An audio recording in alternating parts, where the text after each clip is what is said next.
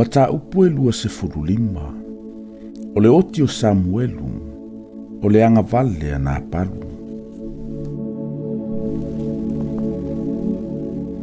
Ua oti Samuelu.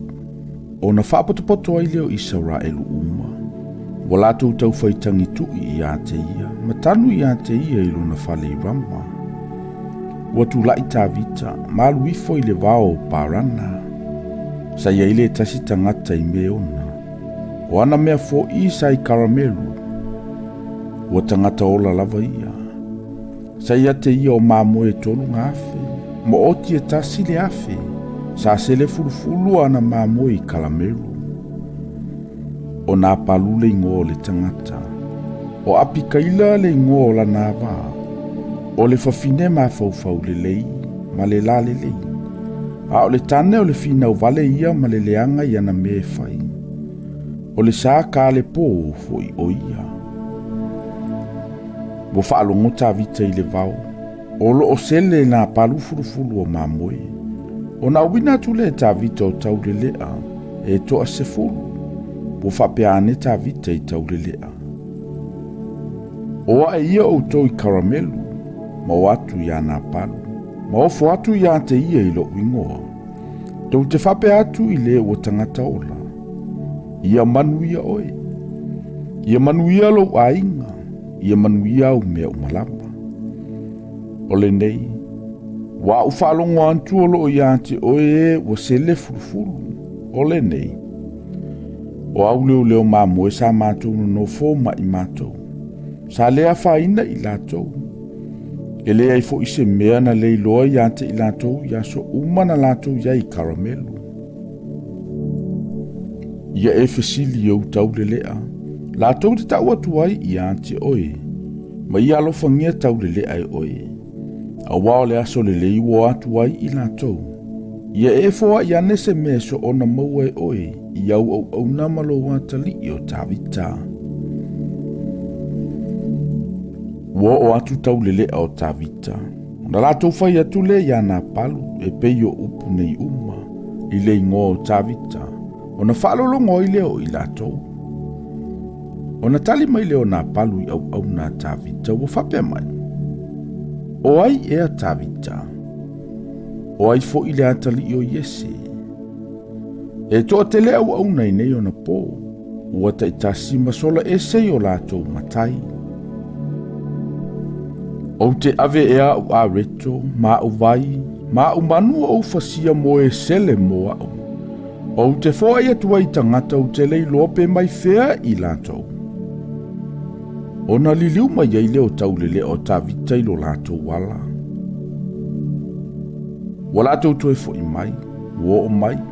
Ma lātou tau mai i ante i e tusa mai e upu uma. O na whea tu leo tā vita i o na tangata. Ia taitasi mafusi i lana pelu. O na taitasi lea mafusi i lana pelu. Ua fusi fo i e tā vita i lana pelu. O na mulimuli a ele i a tā vita pe a toa se to a whanga lau o tangata. Ai whaamuli le to a lua lau i o loa.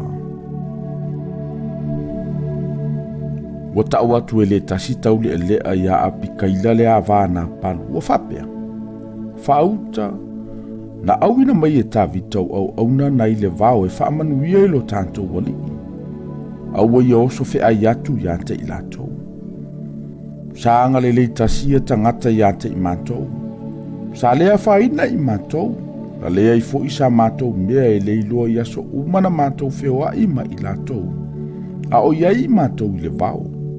Sa whai mapā i lātou ia i mātou i le pōma le au i aso umana mātou iai. Ma i lātou o leo leo mamoe. O le nei. Ia e iloa. Ma e mawhau pe se ase mea e te whaia. A wawa umo na saunia mai se le angai lo tātou wali i. A toa malona a inga umo. O ia fo i le tangata ula vale. E le matau tala atu se tasi i a te ia. O na fatali se leo api kaila. O ia avane a reto i lua se lau ma whangu pa o waina e lua. Ma mamoe wa umo na saunia e lima. Ma seo seito tunu e lima. Ma fui vine mango e se lau. Ma poto ngā mati e lua se lau. Ua ia whae atu ai ilunga o asini. Ua whai atu i ona taurelea. Mua ia outou i o uluma. Whauta, au te muli atu i ante outou. Aua ia le tau atu ai i ana palula na tane. Sa tia ia ilunga o le asini, maluifo i le tua i lilo o le maunga. Whauta foi. O loo ifa ta vita mona tangata ua Feagai maia. Na latou fetai ai maia. Ua whai ane ta vita. E moni. Ua oule o leo fua i mea le na tangata i le vau. Ua le ai lavasa na mea tasi e leiloa. Aua tau i mai o ie iante au le lei i le leanga. Ia whapeo na whai e lea tua ie ita ianta vita. Ma ia whaopopo i ai. Pe a whai o te whaasao. Ia o i le malama ae o le tae au. So lato uma o iante ia e tula i atu i se au pā. Ua iloe api kaila iata vita. O na whatali se i leo na aluifo ia nei le asini. Whapa ufa o ia ilu mo ta vita mai foto ele. Whapa umai o na vai, mo whai mai. Leli ie. Ia ia te a ule nei anga sala. O au nei lau au na whawhine. Se iau whai atu iau whafonga. Ma e whafonga mai upo lau au na whawhine.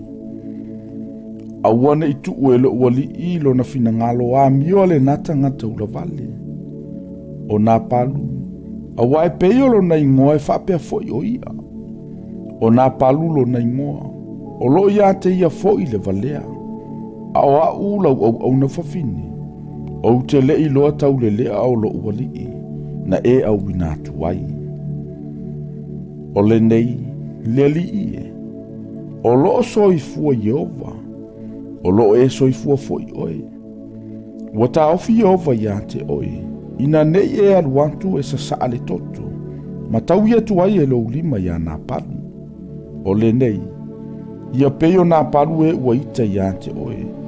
A toa ma e ua sa ili anga le anga i la uali i. O le a foi, o le alofale nei ua au mai e le au na whawhine i lo uali i. Ia avatu ia i tau le lea o lo muli mai i lo uali i. Ia e whamanga lo le anga sala lau au na whawhine. Awa e whai alawa Jehova mo lo uali i se a inga tu mau. Awa ua tau e lo uali i tau au Jehova. E le i loa fo i se leanga i ate oe i o waso uma. Awa tūla i maile tangata e tuli loa i ate oe. O lo sa ili fo i a maliu oe. Ai fusi le olo lo uali i le tau i le ola Jehova lo watua. A ole o ita i ate oe. Na te sasau i ai i le maata. A umau na whai e Jehova i lo uali i o melelei umana ia whetalai mai ai i ate oe. Ma ua tōwhia oe e whai mataita i e pule i a Israel. E le whai le mea nei ma whaalave i ate oe. Ma mea tinga i le fina ngalo lo uali i. Ina ua e le se saafua le toto. Ma ua le tau i atu e lo uali i le leanga. A whaamanuia mai fo i Jehova i lo uali i. Ia e manatu mai i lau au na whawhine. Ona whai atu leo tā vita ia api kaila. Whaafetai i a Jehova le atu o Israelu. O le na awina mai oe i le aso nei e whaafetai ai i ante au. Whaafetai fo i lo ma fau, ma whaafetai i ante oe. Ina ua e ta ofi i ante au i le nei aso.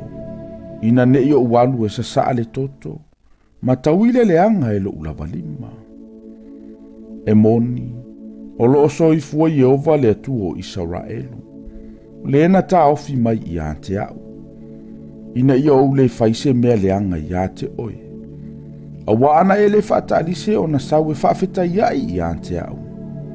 Po ua le toi ia nā palu i le malama e o le tae ao se tula i atu i se au pā.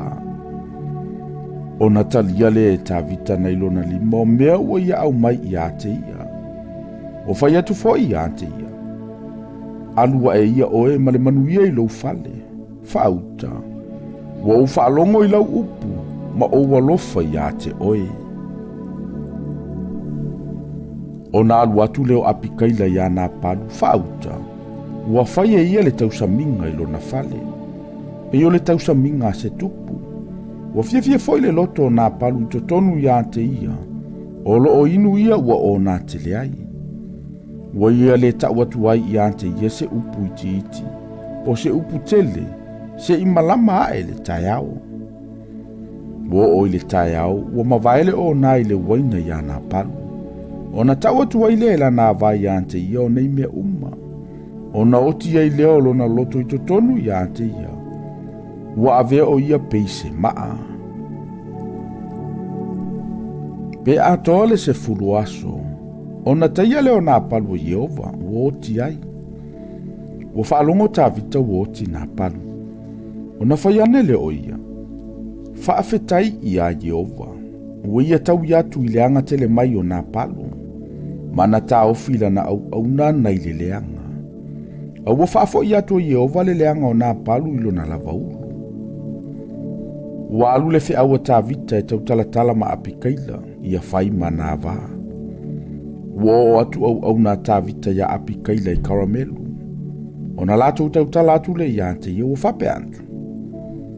Ua auina mai I mātou e tā vita ia te oina ia whai oe ma nā vā. O na tū lai leo o ia, ua I foto ele ua whai mai. Whaauta I lau au na whawhine. Ia whai ma au na muli mulu I vai au na alo ua lii. Ua whaatalise o na tū lai o apikaila, ua tia e lungo le asini. Ua muli fo ia ante ia o na teine e toa lima. Ua ia muli atu I au na tāvita. O na whaia I lea o ia manava. Ua whaia wā fo I tāvita ia ainoama. Le ise re elu, ua whai mana wā o I la ua e toa lua. A ua foa ia tu e saulolo na whawhile o me kalale a wā tāvita ia pāleti. Le atali o laisa o le kali.